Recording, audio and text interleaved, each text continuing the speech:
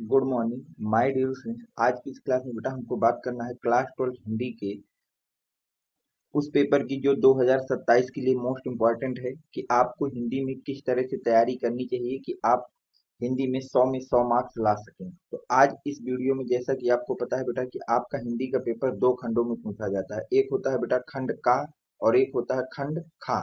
तो खंड का में आपसे 50 नंबर का पूछा जाता है बेटा और खंड खा में भी आपका 50 नंबर का पूछा जाता है। तो आज की इस वीडियो में बेटा हम लोग खंड का की पूरी बात करेंगे और इस वीडियो में हम लोग पूरा 50 नंबर का तैयार करेंगे। कौन सा टॉपिक, कौन सा साहित्यिक परिचय, कौन सा गद्यांश, कौन सा पद्यांश, कौन से बहुविकल्पी क्वेश्चन हमको तैयार करने के लिए कि हमारे हिंदी में 50 नंबर खंड का के बिल्कुल क्लियर हो जाए। तो इस वीडियो में बेटा हम लोगों को क्या क्या बात करनी है, देखिए। जैसा कि अगर हम बात करें कि इसमें पूछा क्या क्या जाता है तो ध्यान देखिए। सबसे पहले 7 टॉपिक हैं जो आपको तैयार कर लेने हैं। अगर आप चाहते हैं कि आपके खंड का के पूरे 50 नंबर बिल्कुल फिक्स हो जाएं तो आपको कुछ नहीं करना। खंड का को 50 नंबर तैयार करने के लिए आपको केवल 7 टॉपिकों को पढ़ना है बेटा। कितने टॉपिकों को? 7। और उन सातों टॉपिकों को मैं एक ही वीडियो में कंप्लीट कराऊंगा। बहुविकल्पी प्रश्न, कौन कौन से बहुविकल्पी प्रश्न आपको पढ़ने चाहिए, क्योंकि बहुविकल्पी प्रश्न हमारे पास आते हैं बेटा 10 नंबर के। कितने नंबर के बेटा? 10 नंबर के। इसके बाद महत्वपूर्ण गद्यांश जो कि बेटा पूछा जाता है 10 नंबर का। कौन सा गद्यांश है जो हमको तैयार करना चाहिए? महत्वपूर्ण पद्यांश जो कि आता है बेटा 10 नंबर का। ठीक है। कवि का साहित्यिक परिचय और लेखक का साहित्यिक परिचय, दोनों आते हैं। 5 नंबर का लेखक का साहित्यिक परिचय और 5 नंबर का कवि का साहित्यिक परिचय। 5 नंबर की आपसे कहानी पूछी जाती है और खंड काव्य से आपका 5 नंबर का क्वेश्चन आता है। तो इस तरह से आपका पूरा पेपर जो खंड का है वो डिजाइन किया जाता है। कितने नंबर का बेटा? 20, 30, 40, 50 नंबर का। ठीक है। तो 50 नंबर जो खंड का में आते हैं उसमें बहुविकल्पी प्रश्न, महत्वपूर्ण गद्यांश, महत्वपूर्ण पद्यांश, लेखक का साहित्यिक परिचय, कवि का साहित्यिक परिचय, कहानी और खंड का, इन 7 टॉपिकों को आपको तैयार करना है। और इन सातों टॉपिकों को आज की इस वीडियो में आपको कवर कराऊंगा कि कौन कौन से टॉपिक हैं जो आपको तैयार करनी चाहिए। ठीक। अब हम बात करते हैं बेटा यहाँ से पहले क्वेश्चन की। देखिए, पहला क्वेश्चन आपसे कह रहा है कि कल्पलता निबंध संग्रह। अब वो कह रहा है बेटा जो कल्पता निबंध संग्रह ये किसके द्वारा लिखा गया था? हरिशंकर परसाई द्वारा, कन्हैया लाल मिश्र प्रभाकर द्वारा, प्रोफेसर जी सुंदर रेड्डी द्वारा, वासुदेव शरण अग्रवाल द्वारा। देखिए, तो ये चारों ऑप्शन बेटा आपके गलत हैं। कल्पलता जो निबंध है ये लिखा गया था बेटा किसके द्वारा? हजारी प्रसाद द्विवेदी द्वारा। डॉक्टर हजारी प्रसाद द्विवेदी द्वारा। इसको याद कर लेना बेटा, कई बार ये क्वेश्चन पूछा गया था, द्विवेदी द्वारा। ठीक। सेकंड क्वेश्चन देखिए आपसे क्या करा। निम्नलिखित में से कौन सा हजारी प्रसाद द्विवेदी का उपन्यास नहीं है? इनमें से कौन सा उपन्यास हजारी प्रसाद द्विवेदी का नहीं? चारुचंद्र लेख ये हजारी प्रसाद द्विवेदी ने लिखा। पुनर्वा हजारी प्रसाद द्विवेदी ने लिखा। अनाम दास का पोथा, इन तीनों को बेटा किसने लिखा है? हजारी प्रसाद द्विवेदी जी के उपन्यास। लेकिन तट की खोज की अगर बात की जाए तो ये आपके हजारी प्रसाद द्विवेदी का उपन्यास नहीं। ये किसके द्वारा लिखा गया बेटा? ये लिखा गया था हरिशंकर परसाई द्वारा। हरिशंकर परसाई द्वारा लिखा गया है। किसके द्वारा लिखा गया बेटा? हरिशंकर परसाई द्वारा। तो आपसे पूछ रहा है कि निम्नलिखित में से कौन सा हजारी प्रसाद द्विवेदी का उपन्यास नहीं, तो आपका ऑप्शन नंबर डी करेक्ट हो जाएगा। नेक्स्ट क्वेश्चन की बात करें। अब वो कह रहा है बाण भट्ट की आत्मकथा के लेखक हैं। बाण भट्ट की आत्मकथा के लेखक कौन है? हजारी प्रसाद द्विवेदी, सरदार पूर्ण सिंह, वासुदेव शरण अग्रवाल, हजारी प्रसाद द्विवेदी। याद रखना बेटा, बाण भट्ट की जो आत्मकथा है, किसकी बेटा? बाण भट्ट की जो आत्मकथा है ये किसके द्वारा लिखी गई थी बेटा? ये लिखी गई थी हजारी प्रसाद द्विवेदी द्वारा। किसके द्वारा लिखी गई थी बेटा? हजारी प्रसाद द्विवेदी द्वारा। तो ऑप्शन नंबर डी आपका करेक्ट हो जाएगा। ऑप्शन नंबर डी आपका करेक्ट हो जाएगा। ठीक। अब हम बात करते हैं नेक्स्ट क्वेश्चन की। देखिए अगला क्वेश्चन आपसे क्या कह रहा है। नेक्स्ट क्वेश्चन कह रहा है डॉक्टर वासुदेव शरण अग्रवाल का निबंध संग्रह, इनमें से कौन सा निबंध संग्रह डॉक्टर वासुदेव शरण अग्रवाल का है? तो पहला है बेटा माता और भूमि। इसको किसने लिखा था बेटा? डॉक्टर वासुदेव शरण अग्रवाल ने लिखा था। शेष स्मृतियां, तो ये आपका निबंध संग्रह है डॉक्टर रघुवीर सिंह का। किनका है बेटा? डॉक्टर रघुवीर सिंह का। नेक्स्ट आपसे पूछा विचार प्रवाह। विचार प्रवाह है डॉक्टर हजारी प्रसाद द्विवेदी का। किनका है बेटा? डॉक्टर हजारी प्रसाद द्विवेदी। नेक्स्ट है रस मीमांसा। तो रस मीमांसा है बेटा रामचंद्र शुक्ल के द्वारा लिखा गया है। किनके द्वारा लिखा गया है बेटा? रामचंद्र शुक्ल के द्वारा। रामचंद्र शुक्ल के द्वारा। तो आपसे पूछ रहा है निम्नलिखित में से वासुदेव शरण अग्रवाल का निबंध संग्रह है, तो उनका निबंध संग्रह कौन सा बेटा? माटा भूमि। इनको भी याद रखना बेटा कि जो शेष स्मृतियां हैं ये किसके द्वारा लिखी गई बेटा? डॉक्टर रघुवीर सिंह जी के द्वारा लिखी गई है। विचार प्रवाह ये किनके द्वारा लिखा गया है? डॉक्टर हजारी प्रसाद द्विवेदी द्वारा लिखा गया है। रस मीमांसा ये किसके द्वारा लिखा गया बेटा? रामचंद्र शुक्ल के द्वारा लिखा गया है। नेक्स्ट क्वेश्चन आपसे कह रहा है बेटा मृगनयनी उपन्यास के लेखक हैं। जो मृगनयनी उपन्यास है इसके लेखक कौन है? भगवती चरण शर्मा, वृंदावनलाल वर्मा, अमृत राय, जैनेन्द्र कुमार। तो याद रखना बेटा मृगनयनी जो उपन्यास है वो लिखा गया था वृंदावनलाल शर्मा द्वारा। किनके द्वारा लिखा गया था? वृंदावनलाल शर्मा वर्मा द्वारा, सॉरी। ऑप्शन नंबर बी आपका करेक्ट हो जाएगा। नेक्स्ट क्वेश्चन, खुमान रासो के रचयिता हैं। जो खुमान रासो है इनके रचयिता कौन है? नरपति नाल, दलपति विजय, चंद बरदाई, जगनिक। तो याद रखना बेटा खुमान रासो के रचयिता है दलपति विजय। कौन है बेटा? दलपति विजय। ऑप्शन नंबर बी आपका करेक्ट हो जाएगा। नेक्स्ट क्वेश्चन आपसे कह रहा है कीर्ति लता के रचनाकार हैं। जो कीर्ति लता है उसके रचनाकार कौन है? सारंगधर, दलपति, जगनिक या विद्यापति। तो याद रखना बेटा कीर्ति लता के रचनाकार है विद्यापति। कौन है बेटा? विद्यापति। ठीक। नेक्स्ट क्वेश्चन, पृथ्वी राज रासो के रचना काल है। जो पृथ्वी राज रासो लिखी गई थी किस काल में लिखी गई थी? वीर गाथा काल, भक्ति काल, रीति काल या फिर आधुनिक काल। तो याद रखना बेटा पृथ्वी राज रासो जो है ये लिखी गई थी वीर गाथा काल में। कब लिखी गई थी बेटा? वीर गाथा काल में इसको हमने लिखा था। इसको कब लिखा गया था? तो इसको लिखा गया था बेटा वीर गाथा काल में। ठीक है। नेक्स्ट क्वेश्चन देखिए क्या कह रहा है, हिंदी का प्रथम महाकाव्य माना जाता है। हिंदी का प्रथम महाकाव्य किसको माना जाता है बेटा? रामचरितमानस को, पद्मावत को, पृथ्वीराज रासो को या रामचंद्र को। तो याद रखना बेटा हिंदी का प्रथम महाकाव्य हम लोग मानते हैं पृथ्वीराज रासो को। किसको मानते हैं बेटा? पृथ्वीराज रासो को मानते हैं। नेक्स्ट क्वेश्चन कह रहा है परमाल रासो की रचना काल है। जो परमाल रासो है इसका रचना काल कौन सा है? आदिकाल, भक्तिकाल, रीतकाल या आधुनिक काल। तो याद रखना बेटा परमाल रासो का रचना काल है आदिकाल। आदिकाल का ही दूसरा नाम है बेटा वीर गाथा काल। वीर गाथा काल, इसको याद रखना। और परमाल रासो की रचना किसके द्वारा की गई थी? तो ये रचना की गई थी बेटा जगनिक के द्वारा। किनके द्वारा की गई थी बेटा? जगनिक के द्वारा ये रचना की गई थी। तो उम्मीद है कि आपको ये 10 बहुविकल्पी क्वेश्चन समझ में आ गए होंगे बेटा। तो अगर आप इन 10 बहुविकल्पी क्वेश्चनों को तैयार कर लेते हैं तो आपके 10 नंबर तो हिंदी में बिल्कुल कंफर्म हो जाएंगे। अब इसके बाद जो क्वेश्चन दूसरा पूछा जाएगा बेटा उसके दो खंड होंगे, एक होगा का और खा।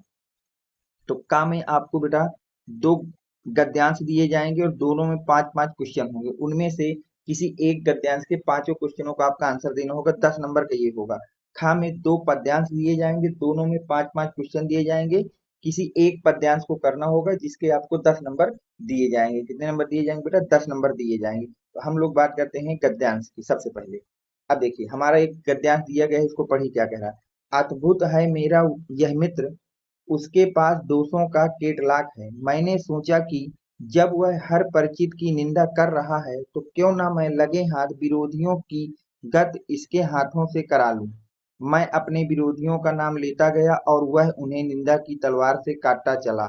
जैसे लकड़ी चीरने की आरा मशीन के नीचे मजदूर लकड़ी का लट्ठा खिसकाता जाता है और वह चीरता जाता है, वैसे ही मैंने विरोधियों का नाम एक एक कर खिसकाए और वह उन्हें काटता गया। कैसा आनंद था दुश्मनों के रण क्षेत्र में एक के बाद एक कटकर गिरते हुए देखकर योद्धा को ऐसा ही सुख होता होगा। ठीक है, ये आपको एक गद्यांश दिया गया। अब देखिए इसमें आपसे 5 क्वेश्चन पूछे गए हैं।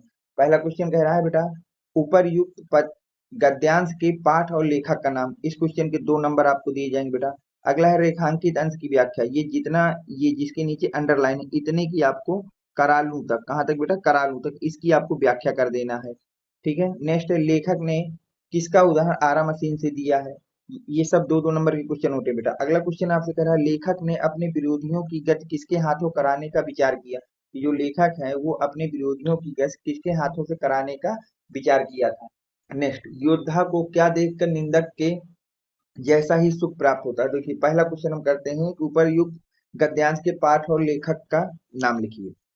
तो देखिए जब भी आपसे पाठ या लेखक का नाम पूछे तो आपको वहां पर संदर्भ लिखना है। तो हम लिखेंगे बेटा प्रस्तुत गद्यांश हमारी पाठ्य पुस्तक के गद्य भाग में संकलित तथा हिंदी के प्रसिद्ध व्यंग्यकार श्री हरिशंकर परसाई द्वारा लिखित निंदा रस शीर्षक निबंध से अवतरित है। तो ये जो हमारा गद्यांश है ये किस पाठ से लिया गया है बेटा, जिसका पाठ का नाम है, शीर्षक का नाम है निंदा रस, और किसके द्वारा लिखा गया है? श्री हरिशंकर परसाई द्वारा। तो इसका आपका आंसर हो गया। पाठ का नाम है निंदा रस और लेखक का नाम है हरिशंकर परसाई। अब आपको ट्रिक बताता हूँ। अगर कहीं पर भी निंदा शब्द आ जाए, कौन सा शब्द आ जाए, किसी पैराग्राफ में निंदा शब्द आ जाए या मित्र शब्द आ जाए, अगर इनमें से दो शब्दों में से कोई एक शब्द आ जाता है तो आप ये समझ जाइए वो निंदा रस चैप्टर का गद्यांश है। किस चैप्टर का गद्यांश है बेटा? निंदा रस चैप्टर का गद्यांश है, जिसके रचयिता हरिशंकर परसाई हैं, डॉक्टर हरिशंकर परसाई हैं। दूसरा क्वेश्चन कह रहा है रेखांकित अंश की व्याख्या कीजिए। रेखांकित अंश क्या है? अद्भुत है मेरा यह मित्र, उसके पास दोषों का केटलॉग है। मैंने सोचा कि जब वह हर परिचित की निंदा कर रहा है तो क्यों ना मैं लगे हाथ विरोधियों की गति इसके हाथों से करा दूं। तो देखिए इसको आप कैसे लिखेंगे। अब आपको क्या करना है बेटा? इसकी व्याख्या करना है। तो व्याख्या कैसे की जाएगी उसकी बात कर लेते हैं, एक मिनट। हाँ, तो देखिए व्याख्या में आप लिखेंगे, रेखांकित अंश की व्याख्या करना था तो लिखेंगे बेटा, लेखक का निंदक मित्र दूसरों के दोष खोजकर उसकी निंदा करने में बहुत कुशल है।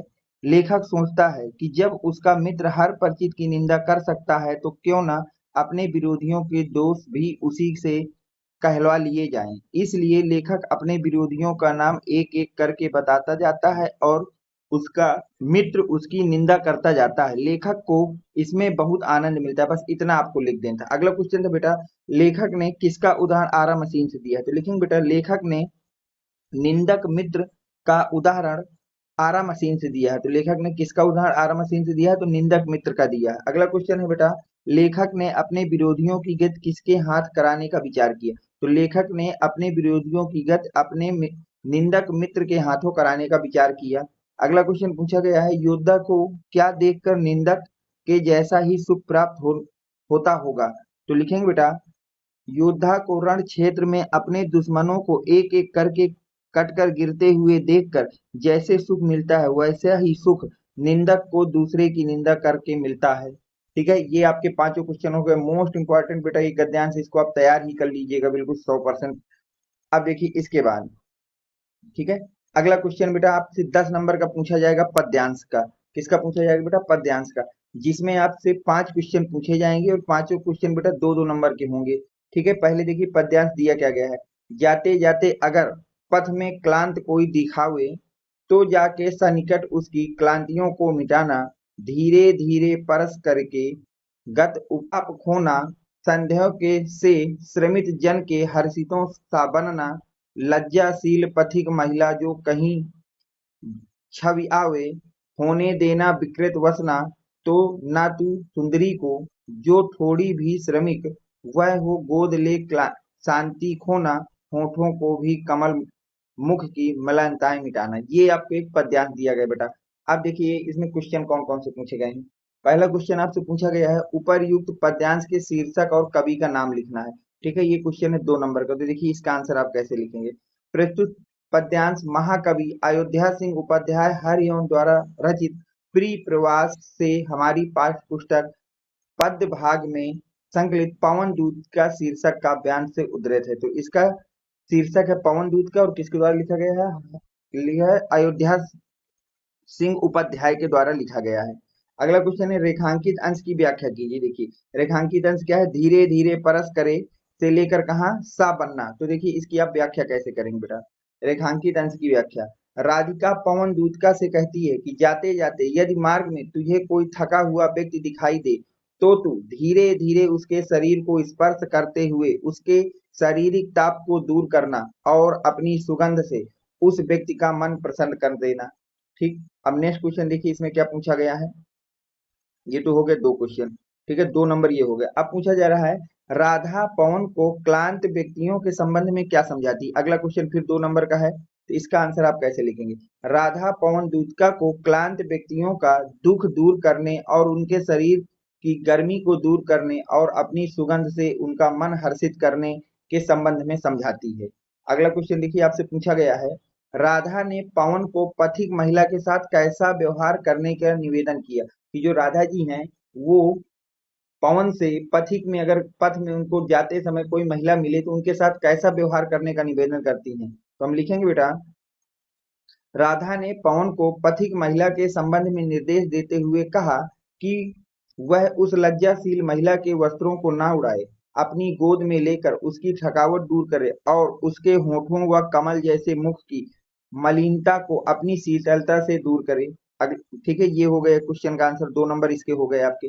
अब वो कह रहा है कमल मुख में कौन सा अलंकार है, जो कमल मुख है इसमें कौन सा अलंकार है, तो देखिए कमल मुख में उपमा अलंकार है। कौन सा अलंकार है बेटा, उपमा अलंकार है। तो इस तरह से इन क्वेश्चनों के आपको आंसर देने हैं। तो देखिए अब तक हमने 30 नंबर की बात कर ली है, 10 नंबर की बहुविकल्पी, 10 नंबर का पद्यांश और 10 नंबर का गद्यांश। अब देखिए अगले हम लोग बात करते हैं, जो अगला क्वेश्चन आपके पास होगा उसमें आपसे बेटा जीवन परिचय, वो साहित्यिक परिचय पूछे जाएंगे। क्या पूछे जाएंगे बेटा, साहित्यिक परिचय। एक लेखक का पूछा जाएगा और एक कवि का पूछा जाएगा, एक लेखक का पूछा जाएगा और एक कवि का। तो अगर मैं आपसे बात करूं कि आपको किस लेखक का साहित्यिक परिचय और किस कवि का साहित्यिक परिचय तैयार करना है, ताकि यहाँ से 5-5 नंबर ये दोनों क्लियर होके 10 नंबर आपके बिल्कुल फिक्स हो जाए। तो देखिए लेखक में आपको तैयार करना है डॉक्टर हजारी प्रसाद द्विवेदी का। किसका तैयार करना है बेटा, डॉक्टर हजारी प्रसाद द्विवेदी का आपको साहित्यिक परिचय तैयार करना है। इनमें सबसे पहले आप टेबल बनाएंगे कि जन्म, तो आचार्य हजारी प्रसाद द्विवेदी का जन्म सन 1907 ईस्वी को बलिया जिले के दुबे का छपरा नामक ग्राम में हुआ था। पिता का नाम, इनके पिता का नाम अनमोल द्विवेदी था। माता का नाम, इनकी माता का नाम ज्योतिषमती था। जात द्विवेदी जी सरयू पारणी ब्राह्मण थे। बचपन का नाम, इनके बचपन का नाम बैजनाथ द्विवेदी था। निधन 18 मई सन 1979 ईस्वी को हिंदी का यह महान पुत्र पंचतत्व में लीन हो गया। तो आप ये ध्यान दीजिएगा, बट जब भी आप साहित्यिक परिचय लिखें तो थोड़ा सा उसका टेबल रूप इस तरह से बना करके उसके जीवन के विषय में जरूर लिख दीजिएगा। अब हम बात करते हैं साहित्यिक परिचय की। ठीक है, तो इनका साहित्यिक परिचय देखिए कैसे लिखेंगे हम लोग। आचार्य हजारी प्रसाद द्विवेदी जी का हिंदी साहित्य के अंतर्गत आलोचना और निबंध के क्षेत्र में अविस्मरणीय योगदान है।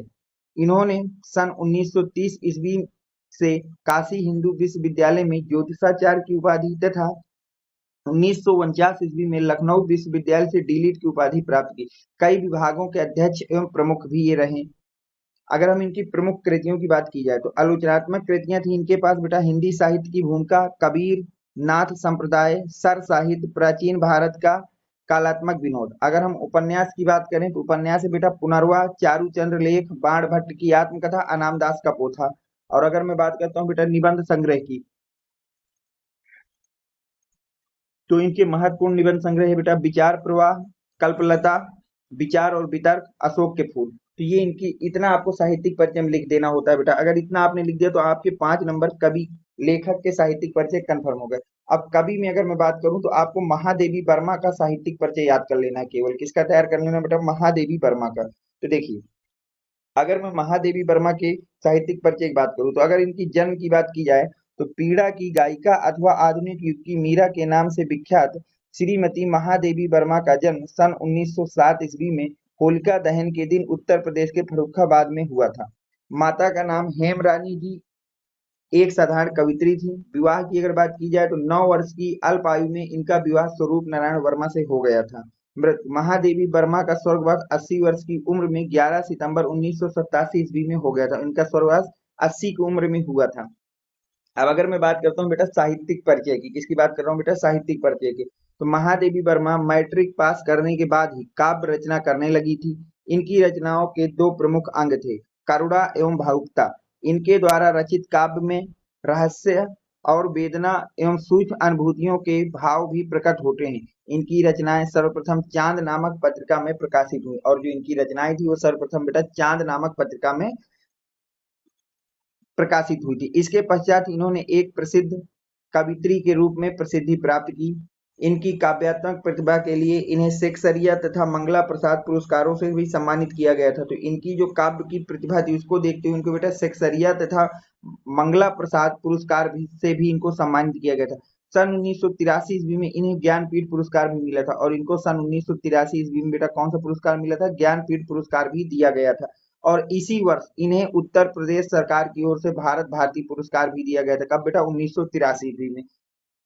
अब देखिए अगर मैं बात करूं इनकी प्रमुख कृतियों की, तो महादेवी वर्मा की प्रमुख रचनाएं इस प्रकार हैं, निहार, निर्जा, रश्मि, संध्या गीत, अतीत के चलचित्र, स्मृति की रेखाएं, श्रृंखला की कड़ियां आज इनकी गद्य रचनाएं हैं। यामा नाम से इन्होंने विशिष्ट गीतों का संग्रह प्रकाशित किया। संधिनी और आधुनिक कवि भी इनके गीतों का संग्रह है। ठीक, इतना आपको तैयार कर लेना है बेटा। और देखिए इसी तरह के अगर इन सब का आपको पीडीएफ चाहिए तो आपको मेरे व्हाट्सएप नंबर बेटा 7880960882 इस नंबर पे आपको बेटा मुझे मैसेज करना है। यहाँ से मैं आपको टेलीग्राम चैनल की लिंक प्रोवाइड करा दूंगा, जहां से जाके इन सभी पीडीएफ को आप डाउनलोड कर सकते हैं। अब देखिए यहाँ तक हम लोगों ने अब तक बेटा 40 नंबर की बात कर ली है। अब देखिए अब आपसे एक कहानी पूछी जाएगी जिसका आपको सारांश लिखना होगा। क्या लिखना होगा बेटा? सारांश 80 शब्दों में। कितने शब्दों में बेटा? 80 शब्दों में।